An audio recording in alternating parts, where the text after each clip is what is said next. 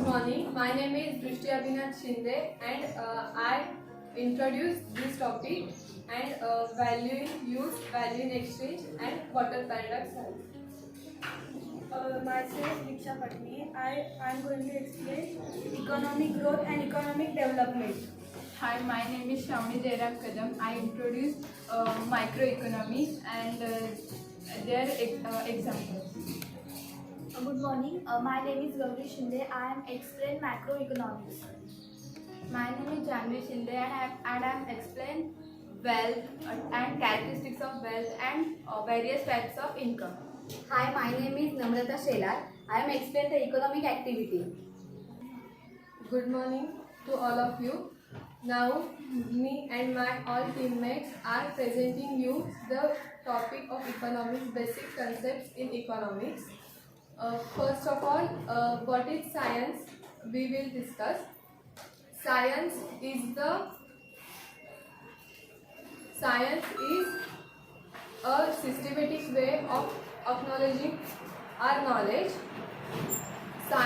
There are two types of science: social science and natural science. Social science means social science is abstract science. Social science is abstract science where we study the aspects of human beings, means behavior of human beings. For example, psychology studies the behavior of human beings. Sociology studies the importance of social manner in our human being. And they don't have any scientific proof or cannot be expressed in laboratory. But there is a natural science. Natural science is a systematic way in which a person can tell the scientific view of that particular thing and can express it in a scientific way manner in laboratory, and its validity can be tested.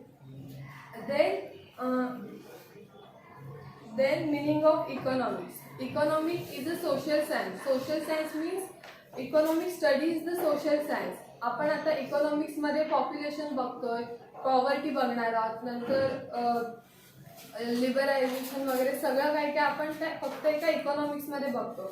म्हणजे काय, आपला एकंदरीत जो समाज आहे त्या समाजाचा आपण स्टडी करतो, म्हणून त्याला आपण सोशल सायन्स बोलतो.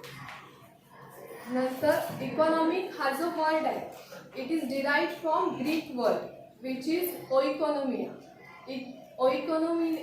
ओइकोनोमिया means to study the management of human beings in our house, असा त्याचा मिनिंग आहे.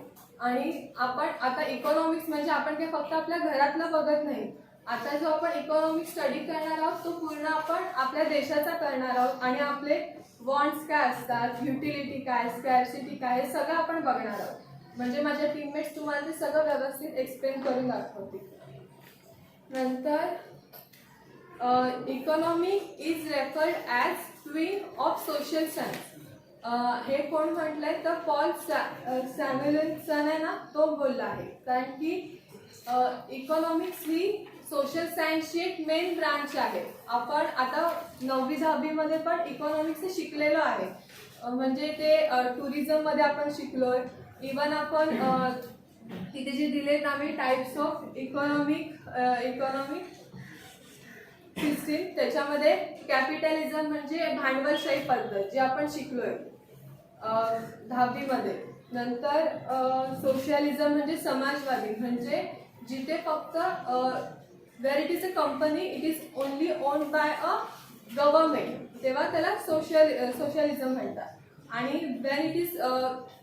when it is owned by a proprietor it is a capitalism, and where it is mixed म्हणजे त्याच्यामध्ये गव्हर्नमेंट पण असतं आणि जे प्रोप्रायटर असतो त्यांचाही सेम असतो. आणि in our India we apply mixed economic system.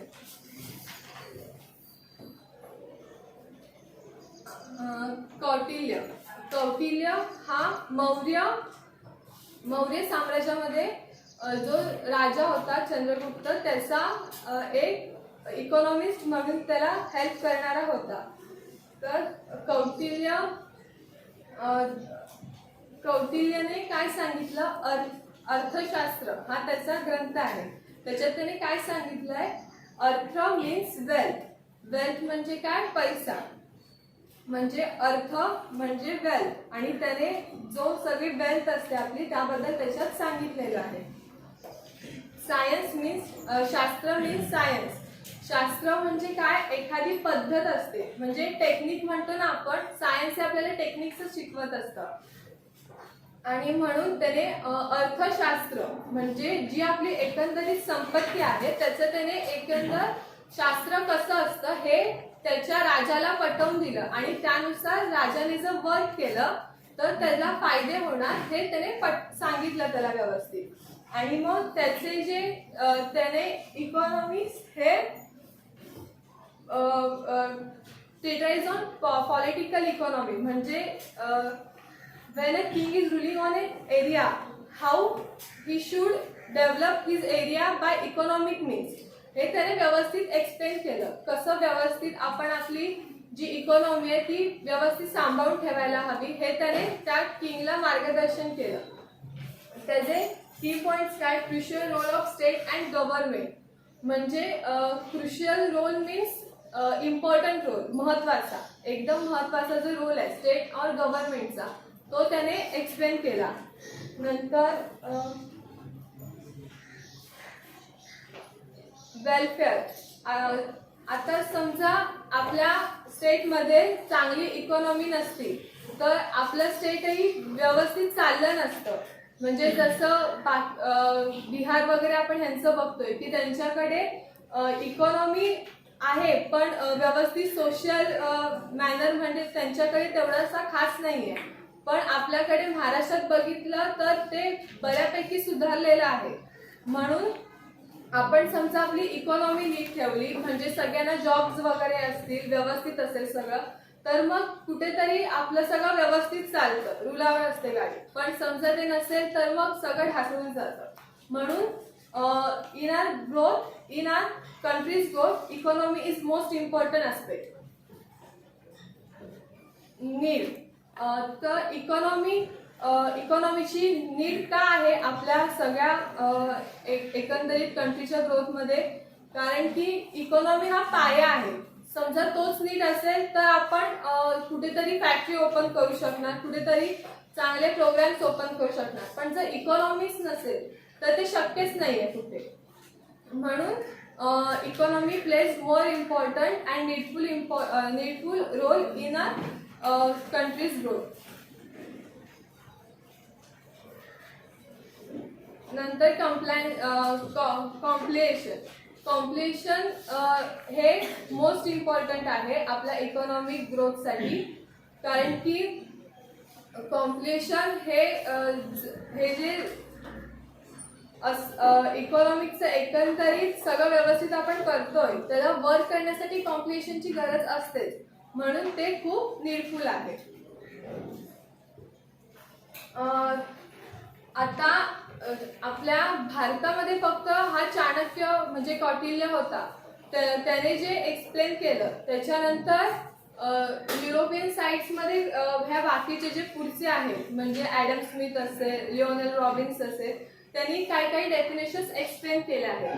तर आता मी तुम्हाला ॲडम स्मिथ याची डेफिनेशन एक्सप्लेन करून सांगणार आहे. ॲडम स्मिथ हा याला फादर ऑफ इकॉनॉमिक्स बोललं जातं. त्याने वेल्थ ऑफ नेशन हे हा म्हणजे त्याचं जे बुक आहे तेही लिहिलेलं आहे. त्याच्यात त्याने काय सांगितलंय की वेल्थ ऑफ नेशन इकॉनॉमीशी रिलेटेड आहे ते. आणि त्याने काय सांगितलंय की फेअर पॉलिसीज म्हणजे पॉलिसीज हे सगळ्यांसाठी समान असायला हव्यात. म्हणजे त्याने काय सांगितलं की आपण जो रूल श्रीमंतांना देतोय तो गरिबांना पण हवा आणि तो तसं समान पद्धतीने असायला हवा. असं कुणामध्ये डिफरन्सिएशन करायला नको आपण, असं त्याने त्यात सांगितलं. अजून काय सांगितलं, कॅपिटल वेल्थ अक्युमुलेशन. म्हणजे आपल्याला जे कॅपिटल भेटेल, आता आपल्या नेशनला आपलं बजेट सांगितलं, जे आपलं व्यवस्थित सगळं कॅपिटल होतं त्यानुसार त्यांनी सगळ्यांमध्ये व्यवस्थित डिस्ट्रीब्युशन केलं. तसंच प्रत्येक राजाने, म्हणजे त्यांच्या काळात राजा होते त्या जो आपल्याकडे आता PM आहेत CM आहेत, त्यांनी व्यवस्थित डिस्ट्रीब्युशन करून व्यवस्थित अक्युमुलेशन करायला हवं वेल्थचं. नंतर डिव्हिजन ऑफ लेबर. आता डिव्हिजन ऑफ लेबर म्हणजे समजा सगळेच फॅक्टरी साईडला गेले तर ॲग्रिकल्चरचं किंवा सर्व्हिसेसचं काय होणार, हा विचार त्याने तेव्हाच केला. म्हणजे व्यवस्थित आपण जर डिस्ट्रीब्युशन केलं, म्हणजे ॲग्रिकल्चरसाठी एवढे, नंतर टीचिंगसाठी एवढे, फॅक्टरीसाठी एवढे, असं जर व्यवस्थित आपण डिस्ट्रीब्युशन केलं तर इकॉनॉमिक ग्रोथ ही व्यवस्थित होऊ शकते. अल्फ्रेड मार्शल याची डेफिनेशन अभ्यास करूया. अल्फ्रेड मार्शल यांनी आपल्याला welfare oriented definition of economics सांगितली आहे. त्यांनी ती प्रिन्सिपल्स ऑफ इकॉनॉमिक्स या बुक्समध्ये एक्सप्लेन केलेली आहे. ती बुक 1890 ह्या साली पब्लिश झाली. त्यांनी त्या डेफिनेशनमध्ये काय स्टेट केलं आहे, the economic is a study of Mankind in the ordinary business of life.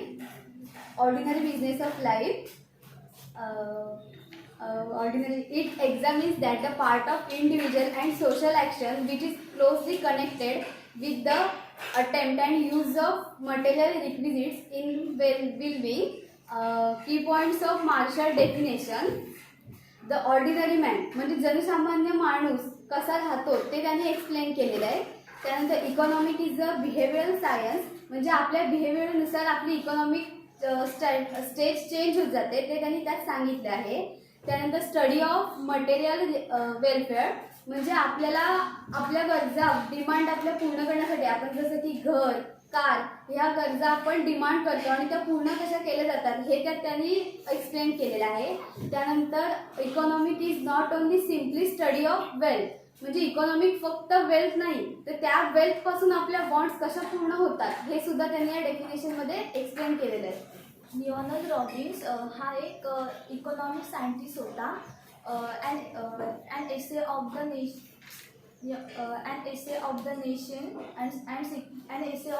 Nation and significance of the economics हे त्याने आपलं बुक लिहिलं आहे.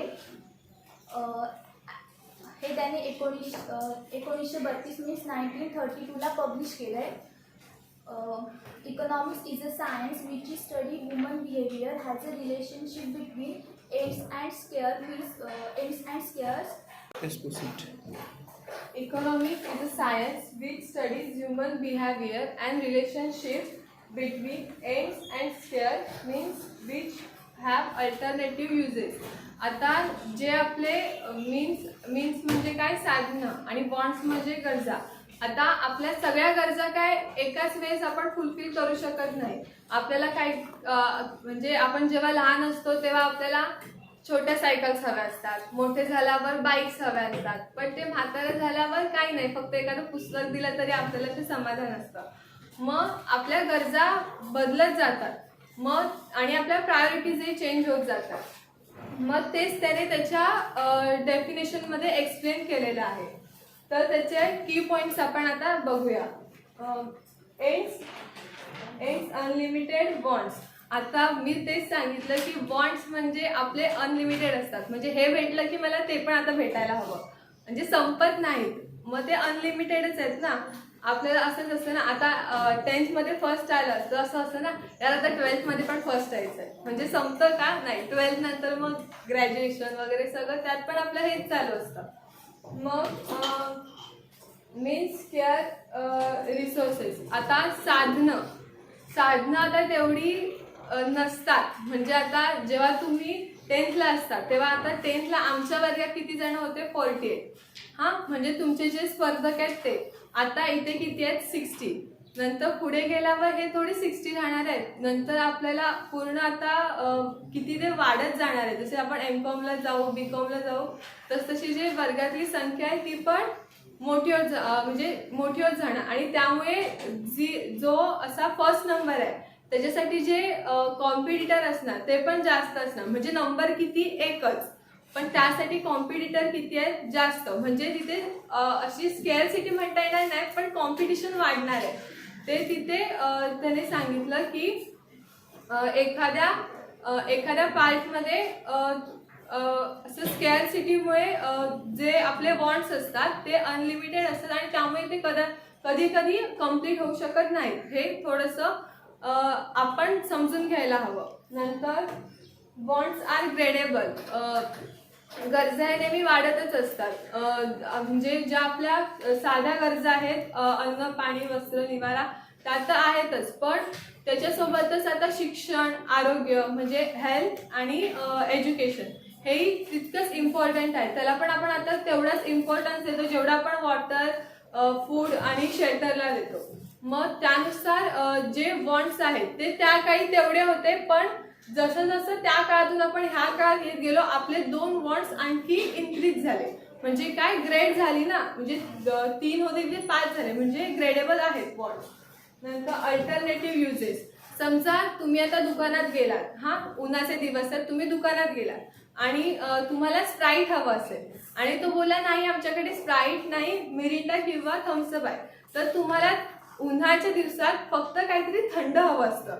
मग तेव्हा तुम्ही तो स्प्राईट नसल्यामुळे तो थम्सअप वगैरे घेता ना, मग त्याला अल्टरनेटिव्ह युजेस आहेत. म्हणजे तुमचे जे वॉन्ट्स आहेत त्याला अल्टरनेटिव्ह युजेस आहेत. हे त्याने त्यात एक्सप्लेन केलेलं आहे. Branches of economics. In 1933, Sir Ranner Frisch coined the term of microeconomy and macroeconomy. These two words are derived from Greek word micros and macros. Micros means small and macros means large. Macros, Kenneth बाउंडली या शास्त्रज्ञाने त्याची definition अशी सांगितली की the behaviour of the micro economy deals with the behaviour of particular firms, particular industries, individual health, individual wants, आणि त्यानंतर macro economy. Micro economy म्हणजे आता समजा की तुम्ही मायक्रो इकॉनॉमी इंडिव्हिज्युअल लेवलवर आपला वर्ग 60 जणांचा आहे. त्याच्यामध्ये आपल्या वर्गाचा अभ्यास करणं आणि अख्ख्या ज्ञानदीप शाळेतल्या विद्यार्थ्यांचा अभ्यास करणं, याच्यामध्ये आपल्या वर्गाचा अभ्यास करणं म्हणजे मायक्रो इकॉनॉमी, अँड अख्ख्या शाळेतल्या विद्यार्थ्यांचा अभ्यास करणं म्हणजे मॅक्रो इकॉनॉमी. तसं तिथे दाखवलेलं आहे की चार्टमध्ये इंडिव्हिज्युअल अभ्यास करणं म्हणजे मायक्रो इकॉनॉमी, अँड अख्ख्या सोशल ह्यातला अभ्यास करणं म्हणजे मॅक्रो इकॉनॉमी. त्याच्यानंतर कॅरेक्टरिस्टिक्स ऑफ मायक्रो इकॉनॉमी.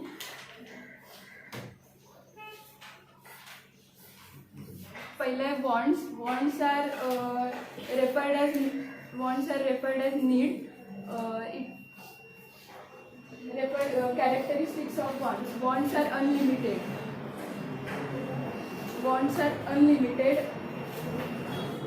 माणसाच्या गरजा कधीच थांबत नाहीत. They are not only arrive again and again, but they do not have end. म्हणजेच त्या अनएंडिंग असतात, कधीच त्या थांबत नाहीत,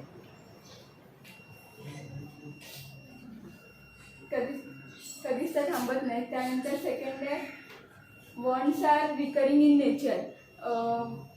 wants are several humans wants are again and again. म्हणजे आपल्या नेहमीच्या आयुष्यातला उदाहरण देता येईल की व्हेजिटेबल्स हे आपण सारख्या खातो.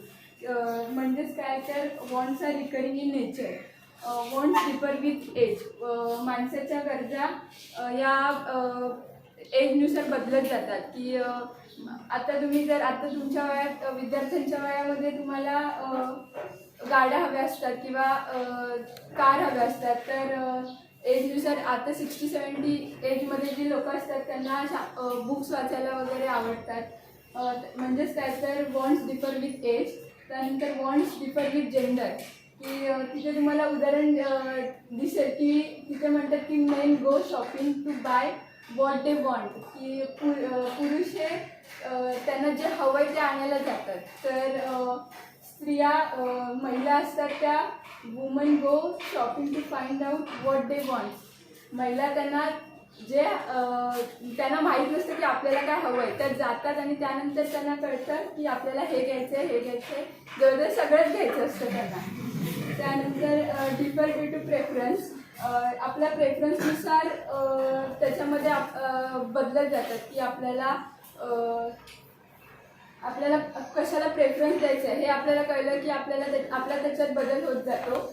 डिफर्स विथ सीझननुसार आपल्याही गरजा आपण ज्या वापरतो वस्तू त्याही बदलत जातात. म्हणजेच विंटरमध्ये रेनी सीझनमध्ये आपण रेनकोट्स वगैरे वापरतो, तर समर सीझनमध्ये आपण गॉगल हॅट वापरतो आणि विंटर सीझनमध्ये आपण स्वेटर्स वापरतो. म्हणजे सीझननुसार आपण आपल्या क्लॉथ्समध्ये बदल करत जातो. डिफर्स विथ कल्चरनुसार आपल्या ह्याच्यामध्ये बदल होतो. म्हणजे आता गणपती सीझन घेतला तर फूडमध्ये चेंज होतो, की फूडमध्ये चेंज होतो. आपण मोदक देवाला हे करतो की मोदक दाखवतो. तर दिवाळीमध्ये आपण फराळ करतो. म्हणजेच काय तर डिफर्स विथ कल्चर. त्यानंतर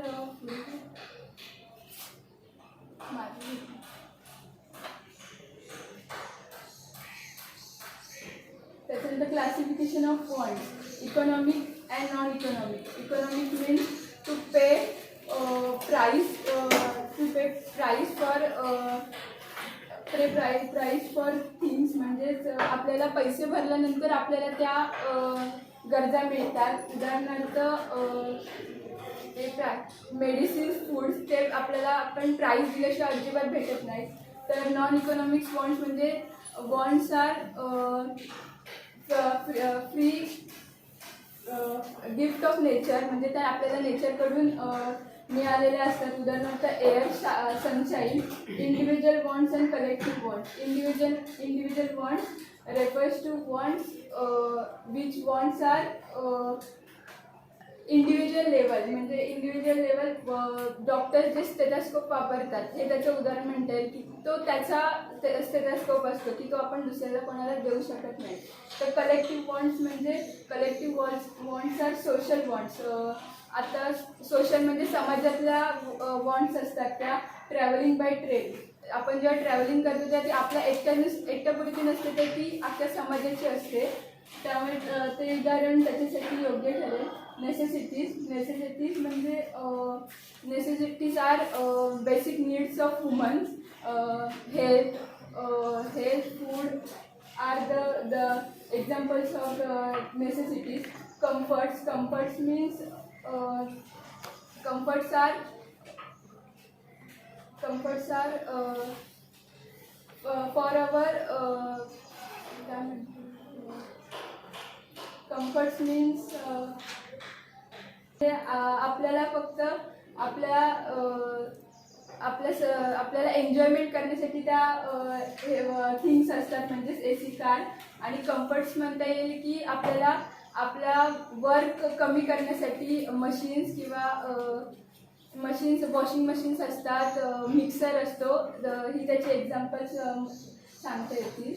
त्यानंतर goods and services. Anythings in goods म्हणजे आपल्याला थिंग्स ज्या आपण वापरतो. तर सर्व्हिसेस प्रोव्हाइड केल्या जातात. टीचिंग हे त्याचं एक्झाम्पल की त्याच्यामध्ये मॅटर्नल एक्झिस्ट काहीच नसतो, तर फक्त त्याला आपण सर्व्हिस प्रोव्हाइड करतो. आणि गुड्समध्ये teachers are use chalks for teaching. म्हणजे आपण काही थिंग्स आहेत त्या गुड्स म्हणून वापरतो.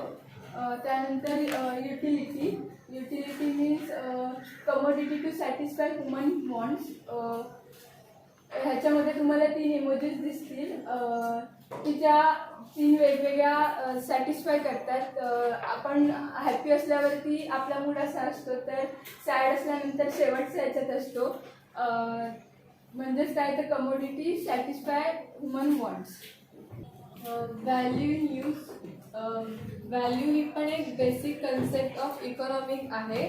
म्हणजे value in usefulness of a commodity.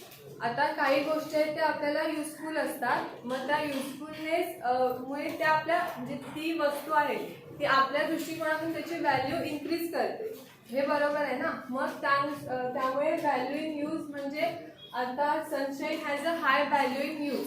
म्हणजे सनशाईनमध्ये आपल्याला विटॅमिन डी भेटतं. म्हणजे काय, ती व्हॅल्यू इन यूज त्याची जास्त आहे. पण आपण सनला त्यासाठी टॅक्सेस वगैरे काय पे करतो का? कधी दिलेत तुम्ही? नाही ना. मग ते फक्त व्हॅल्यू इन यूज म्हणजे ते आपल्याला नेचरकडून भेटतं आणि ते फ्री गुड असतात, ज्याच्यासाठी आपण कोणतीही कॉस्ट पे करत नाही.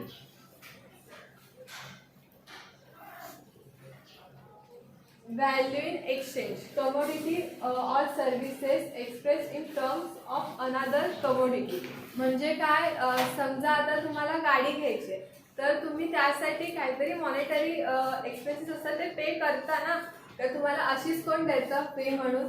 ते फक्त गिफ्टमध्ये फिल्ममध्ये दाखवतात, असं कोण सहसा देत नाही. म्हणजे गाड्या एकदम अशा देऊनच टाकल्या गिफ्टमध्ये, असं कधी नसतं. मग व्हॅल्यू इन एक्सचेंज आहे ना, तिला गाडीला किंमत कशामुळे येते? तुम्ही जे पे करता मनी, त्यामुळे तुम्ही तिला किंमत देता. कारण की मनी हे सगळ्यांसाठीच इम्पॉर्टंट असतं आणि इकॉनॉमी ही मनीवर चालते. आणि त्यामुळे व्हॅल्यू इन एक्सचेंज हा एक कन्सेप्ट आहे इकॉनॉमीचा आपल्या, की त्यामुळे एखाद्या कमोडिटीची व्हॅल्यू त्या मनीमुळे वाढणार असते आणि तो एक इकॉनॉमिक गुड आहे, म्हणजे त्यासाठी आपण पे करतो, एवढंच. आणि टी व्ही, कार हे त्याची एक्झाम्पल्स आहेत. नंतर आहे water diamond paradox of value. आता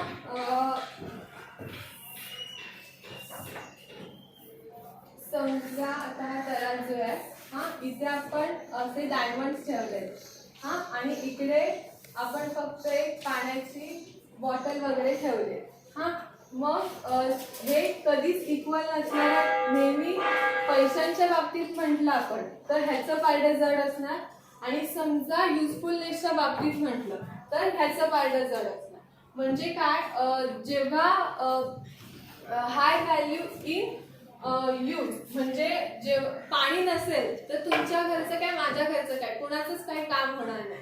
पण डायमंड नसेल तर कुणाचं अडतंय? आता असं नाही, म्हणजे डायमंड हे आपण लक्झरियस वॉन्टमध्ये जातं. डायमंड म्हणजे डायमंड नसेल तरी आपलं जीवन कुठे थांबणार आहे का? नाही. म्हणजे ते फक्त आपल्याला लक्झरियस थिंग आहे डायमंड आपल्या सगळ्यांच्या दृष्टिकोनातून. पण तेच ह्याचं व्हॅल्यू यूज आपलं मग कमी झालं, कारण की हे फक्त नसलं तरी आपलं व्यवस्थित सगळं चालतंय, कुठे काही अडत नाहीये, म्हणून हे फक्त लो व्हॅल्यू इन यूज आहे. But high value in exchange. आता डायमंडची व्हॅल्यू मी सांगायला नको, ते तुम्हाला सगळ्यांनाच माहिती आहे. डायमंड नेकलेस वगैरे हे महिलांचं सगळ्यात जास्त मोठं आकर्षण असतं आणि तेच म्हणजे प्रत्येकालाच असं ते भेटतं असं नाही. मग ती लक्झरियस थिंग आहे. मग काय सगळ्या महिला काय असं आंदोलनच करून बसतात का नाही आम्हाला द्यास द्यास, असं नसतं ना. कुठेतरी ते फक्त एक सॅटिस्फॅक्शन म्हणजे असं असतं मनाला की ते लक्झरियस थिंग आहे. म्हणून डायमंड वाचून काय अडतंय का कुणाचं? नाही. म्हणजेच काय, ह्याची जी एक्सचेंज व्हॅल्यू आहे ती हाय आहे आणि ह्याची व्हॅल्यू यूज आहे ती हाय आहे. Wealth refers to anything which has market value and can be exchanged for money. To be regarded as money, a commodity must have characteristics like that are utility, scarcity, transferability, and externality.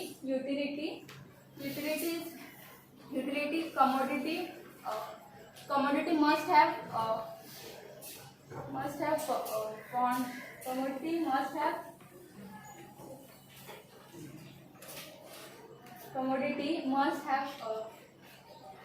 capacity to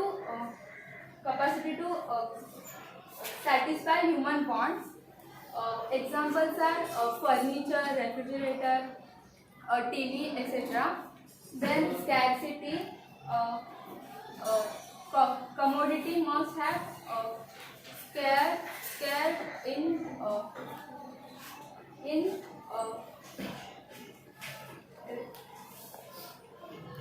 in supply in relation to its demand. Then transferability, uh, commodity. A commodity can be transferred from one place to another place, one person to another person. If the commodity, if goods is material or tangible, then it possible to transfer it. For example, jewelries and vehicles. Then externality, good is transferred if it external to human body. For example, chair, bags, etc. Personal income, earning receiving from the all sources. It is called his personal income. PDF,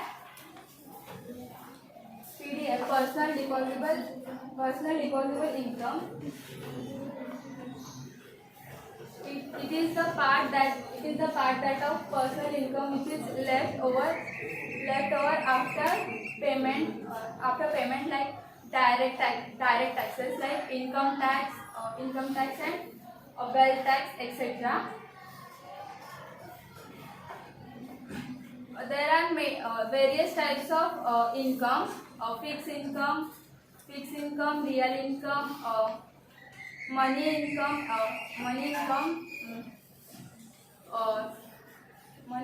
then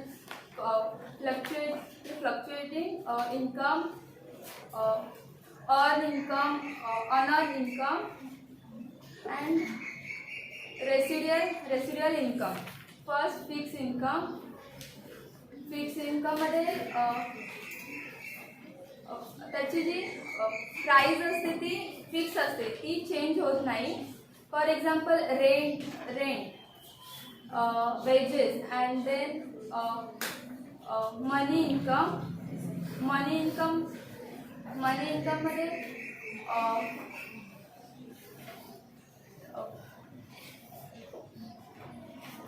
money income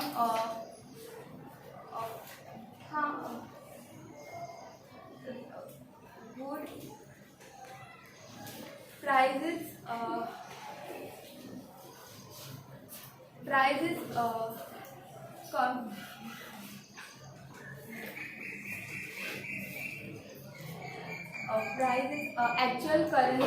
actual currency of the country. In simple language, it is income in a cash. For example, price like 5,000, 10,000. Then fluctuating income. This income is not fixed. It will be changed. For example, profit. It will be positive, negative, or zero. Then real income. Real income is purchasing power of money income. For example, commodities purchase out of money income. Then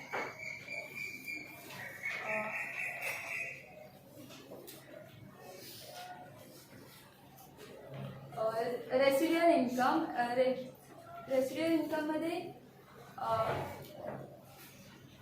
income prices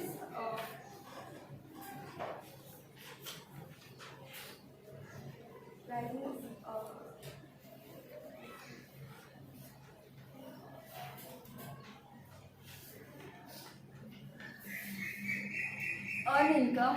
In earn income, income is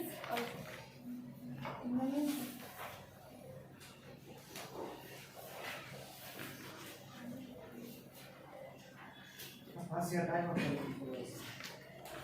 Get fast. Income is productive activities. Productive activities like example are rent, interest, etc. Unearned income. In unearned income, use all sources for income without using uh, reproductive activities. For example, windfall gain and lottery. Economic activity can be classified in 4 types such as production, distribution, exchange and consumption. Production म्हणजे काय? एखादा goods आपण तयार करतो आणि त्या गुड्समधून आपल्या गरजा फुलफिल होतात. म्हणजे प्रोडक्शन म्हणजे अ creation of utility. Production have 4 factors: land, labour, capital and entrepreneur. Land is a natural factor of production. It is a wide term, and any resources available on, below and above the surface of the earth is called land. For example आपल्याला fuel मिळतं ते जमिनीच्या खालून मिळतं. त्यानंतर water हे जमिनीवरती available असतं. त्यानंतर एअर ही जमिनीच्या वरती असते. म्हणजे हे सगळं लँडमध्ये इन्व्हॉल्व्ह होतं. लँड म्हणजे फक्त जमिनीवर मिळणाऱ्या गोष्टी नाही, ते जमिनीच्या खाली आणि जमिनीच्या वर असणाऱ्या अवेलेबल सगळ्या गोष्टी ह्या लँडमध्ये इन्व्हॉल्व्ह केल्या जातात. त्यानंतर आपल्याला लेबर अंडरस्टँड करायचं. लेबर म्हणजे आपल्याला जेव्हा एखादं प्रोडक्शन तयार करायचं असेल, प्रोडक्शन करायचं असेल त्यावेळी आपल्याला लेबर हे खूप इम्पॉर्टंट आहे. Labor is labor done any physical or mental effort undergone during the process of production. It is to earn rewards of wages is called labor. For example, carpenter, engineer, etc. Then capital म्हणजे आपल्याला एखादा business start करायचं तर त्यावेळेस आपल्याला जे first investment लागतं त्याला कॅपिटल बोलतात. म्हणजे कॅपिटल म्हणजे काय? Capital is a produced means for further production. Capital हे मॅनमेड फॅक्टर्स आहे which is earn reward for mean interest. For example machinery, factory building etcetera. Entrepreneur is the organizer who is real captain of the industry. Entrepreneur is a special kind of labor who works done for earn profit. Profit जेव्हा आपल्याला rent आपण लँडला देतो, त्यानंतर wedges लेबरला देतो आणि capital provide केले त्याच्यावर आपल्याला जे इंटरेस्ट मिळतं हे देऊन सगळं जे उरतं ते प्रॉफिट ते entrepreneur घेतो. त्यानंतर distribution it is a division of segment in society. Distribution factors of production regards in rent, wedges, interest and profit. Process of distribution. Exchange it is a sale and purchase of goods and services. Exchange is a necessarily monetary transaction. Consumption is a making use of goods and services to fulfill our needs. Macroeconomics is macroeconomics large or aggregate or total. Macroeconomics is therefore the study of aggregate converting entire economic policy such as total employment, national income, national output, investment, total income, aggregate supply, general price level, etc. Basic concept of economics. National income means राष्ट्रीय उत्पन्न. Total economic national income is total economic. National income is an aggregate monetary value of all goods and services production in the year. म्हणजे राष्ट्रीय उत्पन्न हे देशाचे आर्थिक उत्पन्न असते. Definition of national income committee. National income estimated measures. The national income estimated measures the value of commodities and services turn out during the given period without the duplication. म्हणजे goods आणि सर्व्हिसेस हे goods आणि services ह्या दोघांचं एकत्रित मूल्यमापन हे national इन्कममध्ये केलं जातं. सेविंग म्हणजे बचत. It is a part of income which is satisfy future needs by foreign current consumption. म्हणजे आपण बचत ही आपल्या फ्युचरसाठी करतो, म्हणजे ती कुठल्याही बाबतीत असू शकते. इन्व्हेस्टमेंट म्हणजे गुंतवणूक. It is refer creation of capital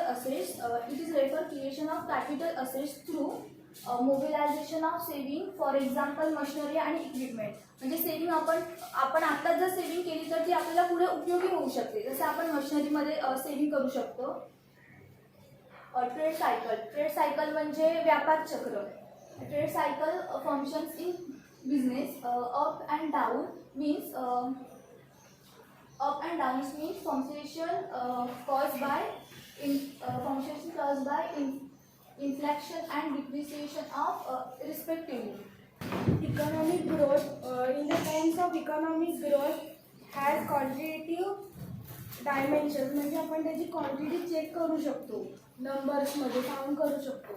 Economic growth means increase in real income of country or a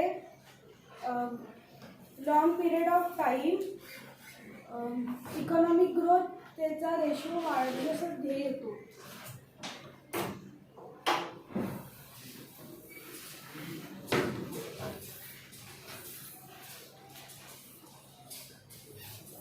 वाढत जातो इकॉनॉमिक ग्रोथचा ratio. Economic development this is a wider concept of which has qualitative dimension. म्हणजे आपण त्याची quality check करतो की त्याची काय आहे. Economic development implies economic growth plus progressive change in a certain important variable which determine well-being of the people, example education, health, etc. Now we will distinguish between of economic growth and economic development. Meaning economic growth is a positive change in a real output of the country in a particular span of time. Economic development involves rise in the level of production in any economy along with the advance of technology, improvement in living standard and so on. म्हणजे त्याची quality वगैरे check करतो, progressive चेंजची, education, हेल्थची. Concept economic growth narrow concept आहे dimension आणि economic development border concept आहे.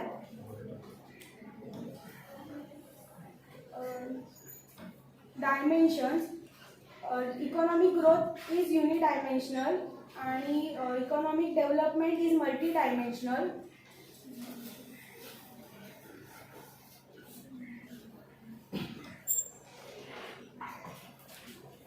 Measured economic growth is measured in economic national income and term of per capita income.